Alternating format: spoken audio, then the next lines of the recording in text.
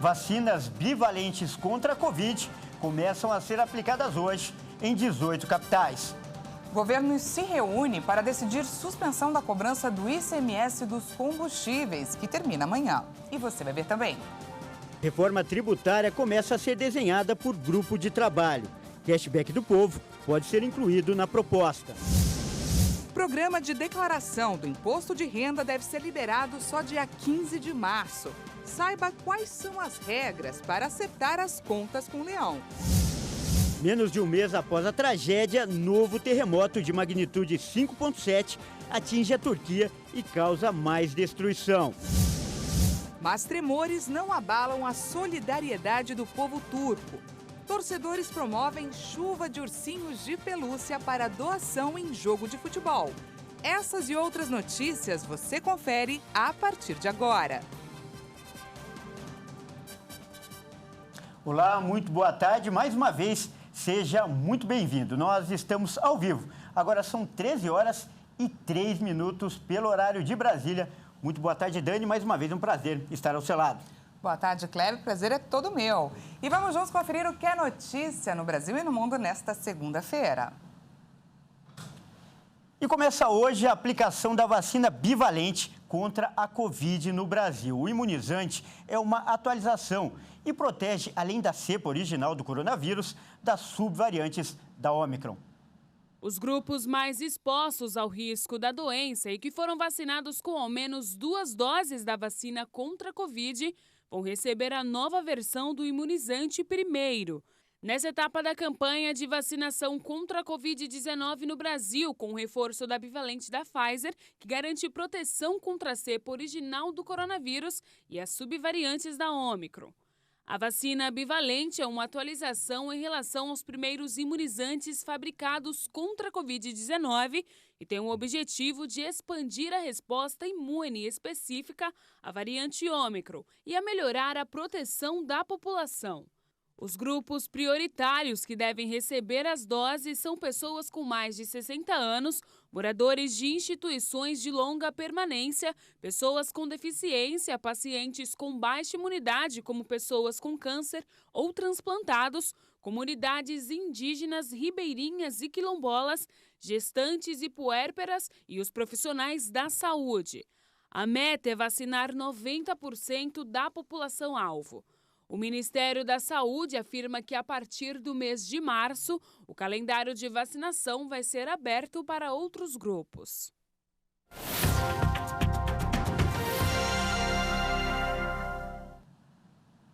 O objetivo do reforço com a vacina bivalente é expandir a resposta imune específica à variante Ômicron, que é a cepa predominante aqui no país, e melhorar, é claro, a proteção da população. E para tirar dúvidas sobre esse novo imunizante, sobre como ele funciona, quando deve ser tomado, se existem ali efeitos colaterais e também sobre quem não pode receber esse imunizante, nós conversamos agora com a infectologista Clarissa Cerqueira. Seja muito bem-vinda, doutora. Muito boa tarde, Cléber, Daniela, boa tarde a todos. Boa tarde, doutora. O prazer é nosso em recebê-la. E eu queria que, já na primeira pergunta, você explicasse melhor, até didaticamente, a diferença entre essa vacina e as anteriores e também quais os possíveis efeitos colaterais. Então, essa vacina, ela é mais específica para o componente, a subvariante Ômicron. Então, a vacina anterior, a gente já tinha uma resposta, uma certa proteção contra essa variante. Mas agora, com essa vacina mais atualizada, essa vacina bivalente, ela, além daquela cobertura ao vírus que a gente já tinha, ela tem essa associação desse imunizante mais específico contra a variante Ômicron. Então, a gente vai conseguir melhorar a resposta imune da pessoa que vai estar recebendo contra essas cepas que estão circulando mais agora. Doutora, a vacinação começa pelos grupos prioritários, como a gente viu agora na reportagem, mas é importante saber, o uso é indicado para a população a partir dos 12 anos de idade como vacinação de reforço, certo? E aí, a partir de quanto tempo do último reforço eu posso tomar essa versão bivalente? Isso, essa vacina, só reforçando, é aprovada só para maiores de 12 anos. E a gente tem o tempo mínimo de 2 meses da última dose. Então, acabou, completou o esquema, espera aí pelo menos uns 2 meses para poder tomar essa vacina bivalente. E agora, doutora, eu gostaria que você falasse sobre quem não pode tomar essa vacina. Parece, inclusive, que a bivalente só é indicada para quem já tem pelo menos 2 doses, que é uma novidade em relação às anteriores. Ou seja, só quem tomou uma dose até agora vai ter que tomar uma dose ainda, a segunda dose, da versão antiga, daquela versão que já estava sendo aplicada. Tem mais algum grupo que não pode receber esse imunizante para a senhora fazer um alerta? Isso, tem sim. Então, assim, quem já tomou a vacina, porque essa vacina é uma vacina de reforço, ela não deve ser a vacina primária. Então, só as doses extras aí que a gente vai fazer. E quem teve alergia a algum componente prévio da vacina, também não deve tomar. Então, além de aguardar esses 2 meses, né, ser avaliado aí da última dose da vacina, tem que ser avaliado aí a pessoa se ela teve algum tipo de alergia e, a depender disso, não tomar vacina. Legal, então nós acabamos de conversar com a infectologista Clarissa Cerqueira sobre a vacinação contra a Covid e com o imunizante bivalente. Mais uma vez, muito obrigado pela participação e por essas valiosas explicações. Eu que agradeço. Boa tarde, pessoal.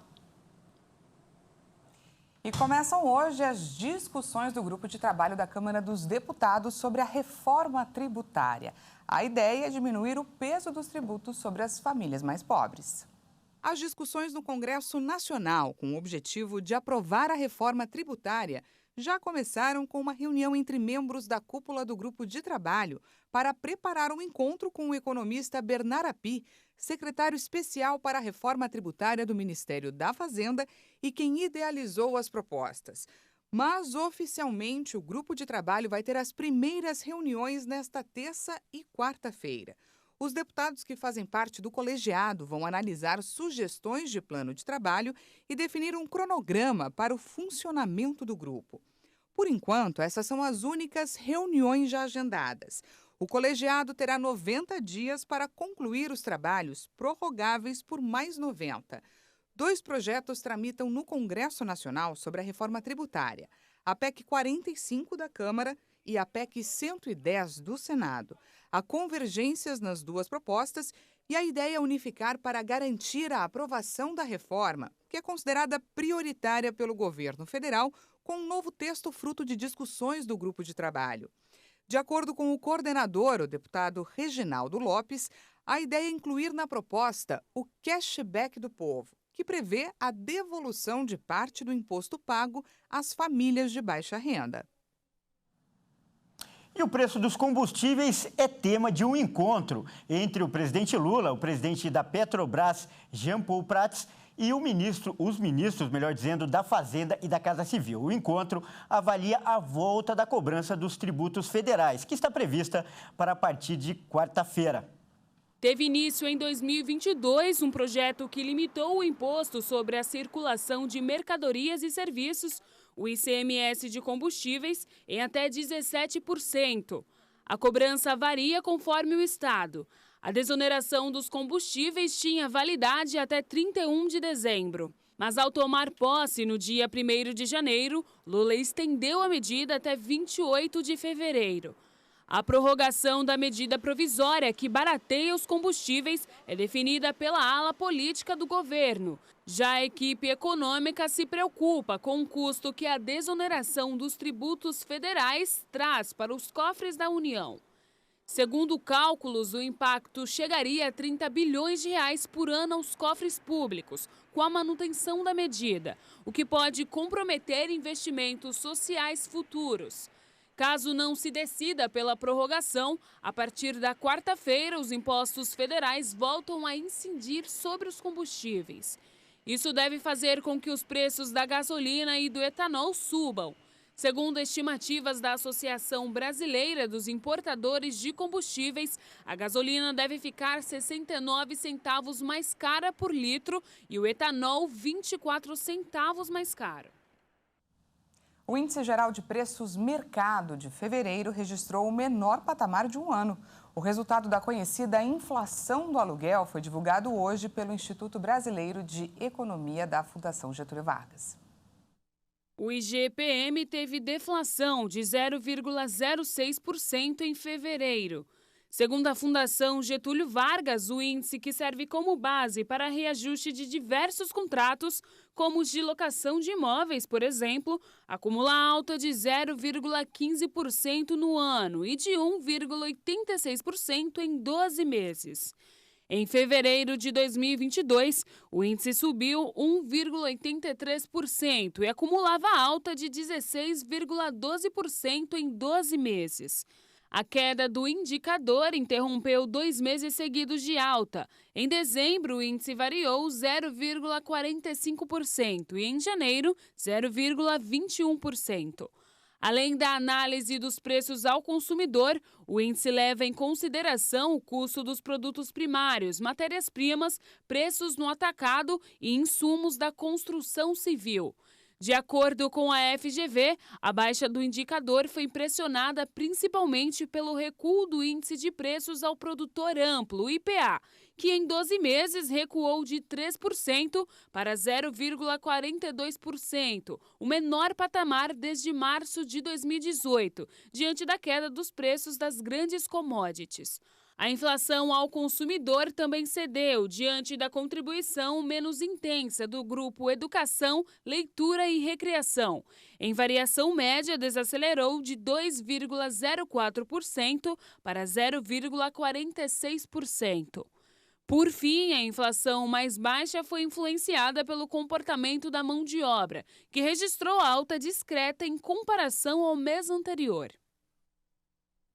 E agora uma informação de utilidade pública. O programa de declaração do imposto de renda deve ser liberado para download somente em 15 de março. A Receita Federal divulgou hoje as regras do imposto de renda de 2023. A Secretaria da Receita Federal informou quais as regras para a declaração do imposto de renda 2023, ano base 2022. O prazo de entrega começa no dia 15 de março, quando o programa de declaração também vai ser liberado para download e termina em 31 de maio neste ano.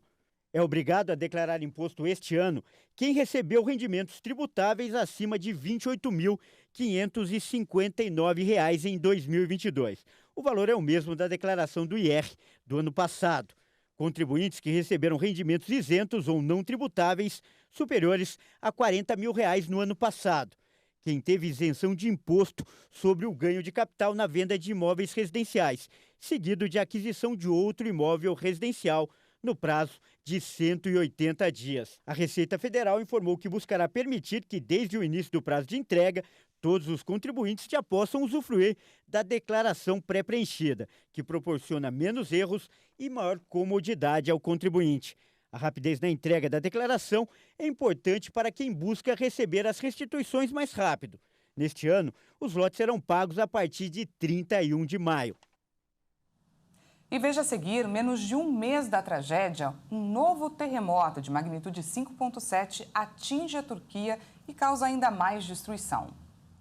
E mais tremores não abalam a solidariedade do povo turco. Torcedores promovem chuva de ursinhos de pelúcia para doação em jogo de futebol. Nós voltamos já.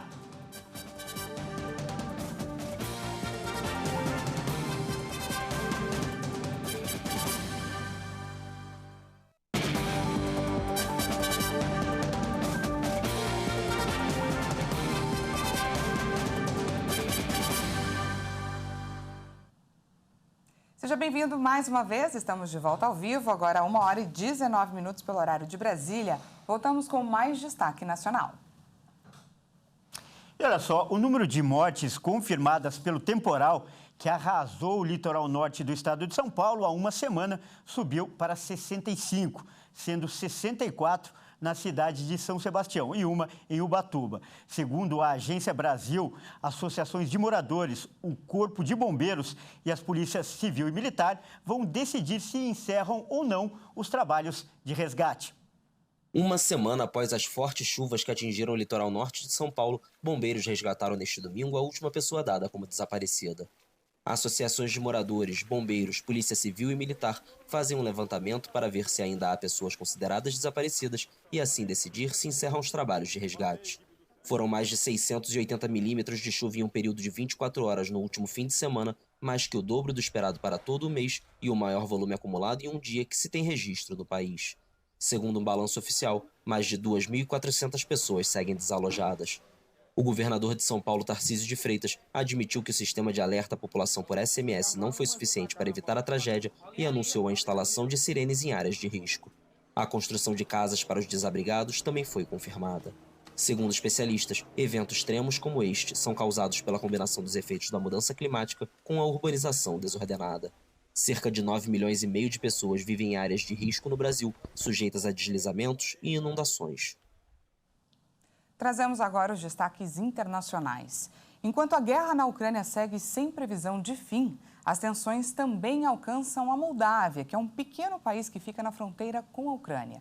Autoridades temem que a Rússia tente arrastar o país para a guerra como parte de um plano de anexação de território. De acordo com a presidente da Moldávia, Maia Sandu, a Rússia tem usado sabotadores disfarçados de civis para agitar a população em meio a instabilidades políticas.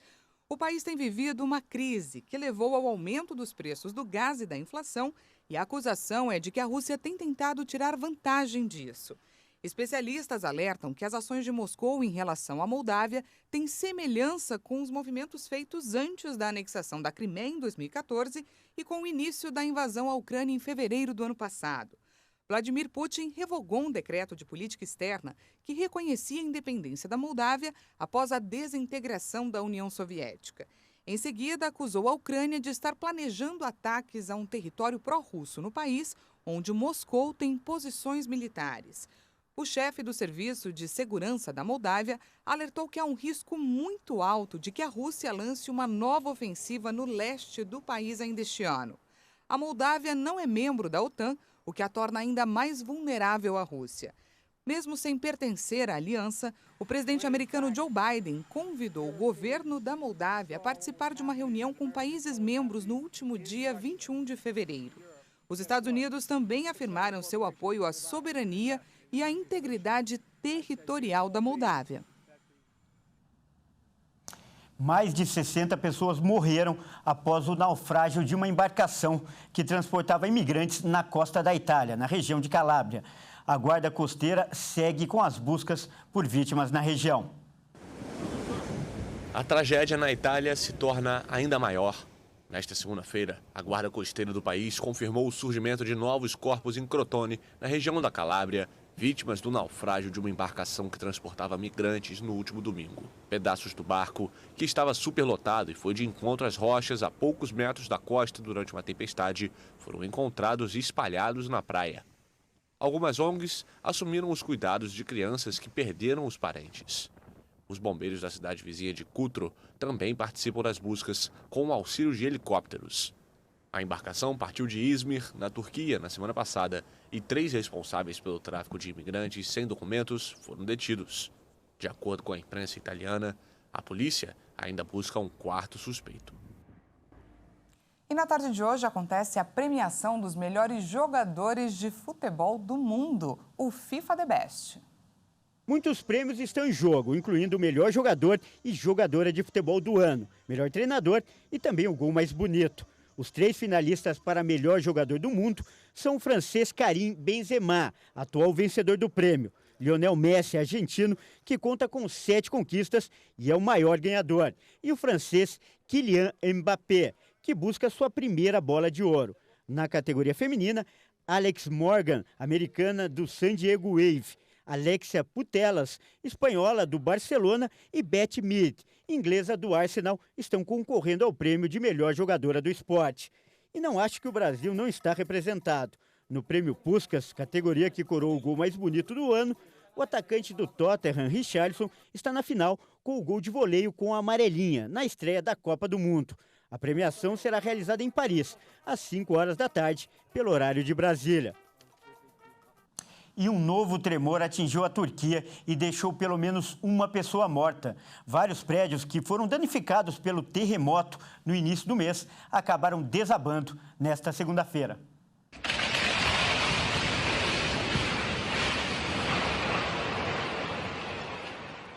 O epicentro do tremor foi localizado no distrito de Yasyurt, na província de Malatya, já castigada pelo violento terremoto de 6 de fevereiro, que deixou mais de 44 mil mortos. Vários prédios já danificados pelos tremores do início do mês desabaram hoje com um novo tremor secundário. O prefeito da cidade de Yasyurt disse que um pai e uma filha que voltaram para casa para recuperar alguns pertences pessoais estavam sob os escombros de um prédio. Autoridades abriram uma investigação criminal pelo colapso de milhares de edifícios que causaram dezenas de milhares de mortes e deixaram milhões de desabrigados. Quase 10 mil tremores secundários foram registrados depois do terremoto de 6 de fevereiro. Como vimos, os fortes terremotos que atingiram a Turquia nesses últimos dias causaram muitas mortes e o desabamento de vários prédios, muita destruição. Mas não o suficiente para abalar a solidariedade do povo. Muito bem falado, Dani. No domingo, durante um jogo de futebol pelo Campeonato Turco, aconteceu uma chuva que não era esperada. Uma chuva de ursinhos de pelúcia. E esses brinquedos serão distribuídos para doação de crianças vítimas da tragédia. Vamos conferir? Foi mesmo uma chuva de ursos de pelúcia. A bela cena foi protagonizada pela torcida do Beşiktaş, um dos times mais populares da Turquia.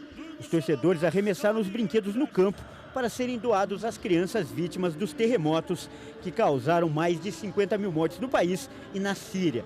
O gesto de solidariedade emocionou as pessoas presentes e até os jogadores. Além disso, o jogo foi paralisado com 4 minutos e 17 segundos em homenagem às vítimas. Durante a paralisação, os torcedores fizeram uma salva de palmas como forma de respeito às vítimas. As equipes de resgate que estavam no estádio também foram saudadas. A partida entre Beşiktaş e Antalyaspor foi a primeira desde o terremoto. O jogo terminou 0-0, mas o sentimento é de que todos saíram como vencedores.